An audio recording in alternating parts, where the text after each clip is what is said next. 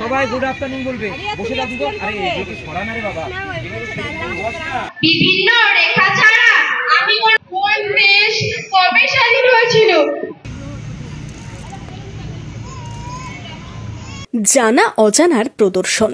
বহরমপুরের শক্তি মন্দির মাঠে স্বেচ্ছাসেবী সংস্থা সিনির উদ্যোগে হল বিজ্ঞান এবং অঙ্কের মেলা। যে মেলা বা প্রদর্শনীতে নিজেদের বিজ্ঞান ভাবনাকে মেলে ধরার সুযোগ পেল মেয়েরা। বিভিন্ন মডেল তৈরি করে প্রদর্শনীতে উঠে এলো প্রকৃতির ভারসাম্য রক্ষা, জীব বৈচিত্র্য, জল সংরক্ষণ থেকে আগ্নেয়গিরি, সৌরজগৎ। বাল্যবিবাহ, স্কুলছুট সমাজের নানান ব্যাধি দূরে ঠেলে মেয়েদের এই উৎসাহ, আত্মবিশ্বাস নজর কাড়ল সকলের।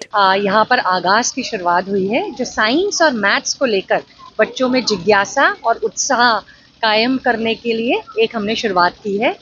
और हर एक बच्चे ने यहाँ पर इतनी मेहनत करके जिस तरह से मॉडल्स प्रेजेंट किए हैं, अलग अलग, जैसे वाटर साइकिल हो गया, प्लांट्स के ऊपर हो गया, वोल्केनो के ऊपर हो गया, सूर्यमंडल के ऊपर हो गया, तो इससे पता चलता है कि लड़कियों का भी एक जो उत्साह है साइंस और मैथ्स की तरफ, वो बिल्कुल बरकरार है और हमें उसी को आगे लेकर चलना है और उनको प्लेटफॉर्म प्रोवाइड करना है। বিজ্ঞান প্রদর্শনীর সাথেই এদিন হয় সাংস্কৃতিক অনুষ্ঠান।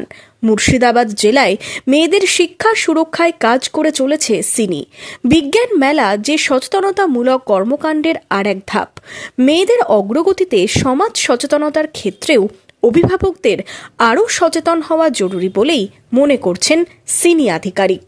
এই জেলার বিভিন্ন প্রান্তে আমরা ছোট ছোট লার্নিং সেন্টার চালাই বাচ্চাদের জন্য, বিশেষত গার্ল চাইল্ডের জন্য।